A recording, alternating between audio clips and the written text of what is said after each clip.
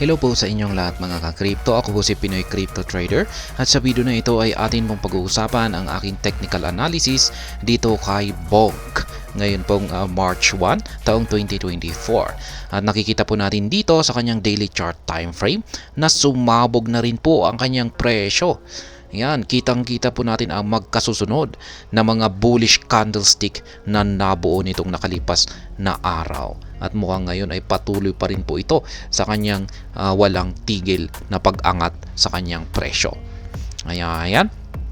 Bago po tayo magpatuloy ay nais ko lamang po munang bigyang linaw ang aking disclaimer kung saan ang nilalaman po ng video na ito ay hindi po ito isang financial advice. For education and information purposes lamang po ang layunin nito. Maliban po dito ay nais ko na rin pong magbigay babala na wala pong kahit anumang group chat ang Pinoy Crypto Trader. Kaya ayan, nag-umpisa pong sumabog itong si Bonk nitong mga February 24. Ayan, nagbuelo na po siya rito, nag-uumpisa na po dito. Kaya kung magaling po talaga tayong trader, ay dapat nakapag-entry po tayo dito noong mga February 26. Ayan, nakapagbukas po tayo ng long entry position dito. Pero sa mga spot trader dyan ay syempre, mas relax po ang pagiging spot trader. Kaya syempre, mas gustong-gusto ko yung pagpipiliin ako, mas gustong-gusto ko yung nag-i-spot trading. Yan, kumpara sa futures trading. Ngayon, nakakapagod talaga yung futures trading. Binabantayan mo po talaga. Ayan, katulad nito, talagang tinututukan mo yung kung magsasara yung candlestick. Ayan. Pero sa spot trading, relax lang po yan. Bili ka lang ng bili. Kapag ito ay nasa mababang presyo, ay bili lang ng bili. Tapos kung pag tumataas na, ay benta ka lang ng benta. Kaya mas relax talaga yung pagiging spot trader. Kaya kung pagbaguhan po kayo, ay syempre mas rin-recommend ko po muna mag-spot trading muna kayo. At kung gumagaling na po kayo sa pag-chart, pag-analysis ng chart, ay saka po kayo unti-unting subukan. Unti-unti po ninyong subukan ang pag-futures trading. Kaya, ayan, umakyat po siya, sumabog po siya, nag-umpisa nung, yung entry ko rito ay hindi po ako malabo po. Kung magaling ka lamang po talaga na isang trader ay dito makakapasok ka siguro dito noong mga February 26. Pero sa akin po ay hindi ko po yan yung entry ko po rito ay noong February 27. Kaya dito na mas mataas yung aking entry rito.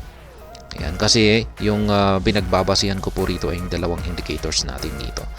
Ayan, kasi nung February 26, ayan, ay wala pa yung nabuong QQE bar natin dito. Ayan, sa ibabaw ng zero line niya, blanco pa. Dito lamang po noong 27 nabuo yung QQE bar natin. Kaya dito po ako nakapag-enter. Ayan, medyo mataas na. Pero okay pa rin yan.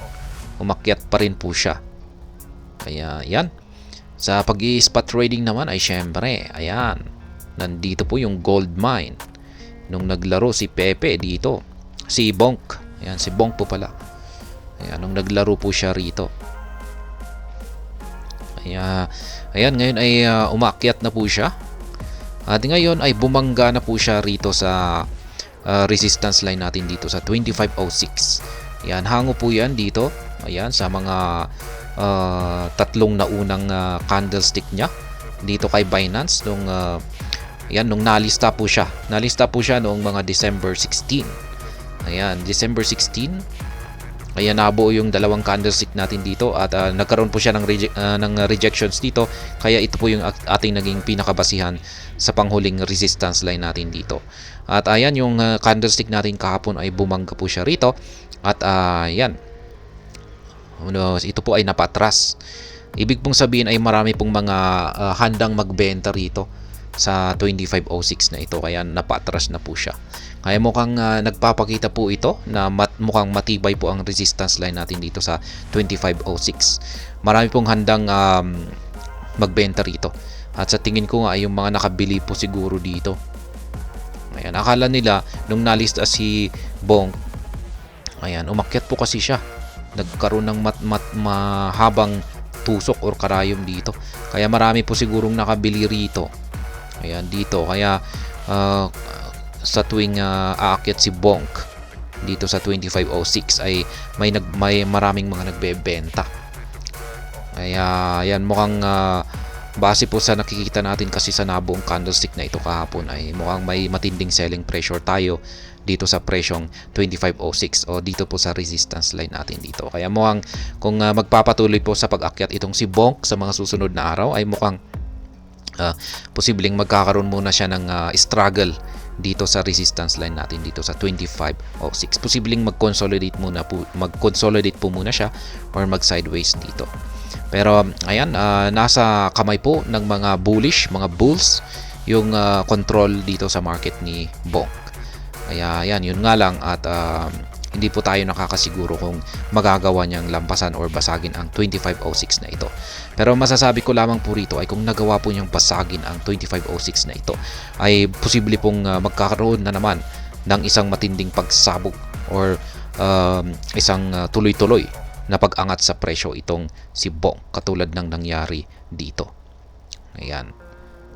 At yan po ulit, basta mababasag niya or malalampasan niya ang resistance line natin dito sa 2506. Kaya yan po ang aking technical analysis update para dito kay Bonk. At ayan, hanggang dito na lamang po tayo sa video na ito. Sana po ay inyong nagustuhan ang aking paliwanag dito. Kung inyo po itong nagustuhan ay pakiclick lamang po ang like button nito. Para naman po sa mga bago lamang dito, kayo po ay aking inaanyayahan para mag-subscribe. Pakiclick na rin po ang bell icon nito dahil ito po ang siya magsisilbing notification nito sa mga bago kong videos na akin pong ina-upload sa aking YouTube channel na ito. Marami pong salamat sa panunood, ingat po tayo lagi at God bless po sa ating lahat.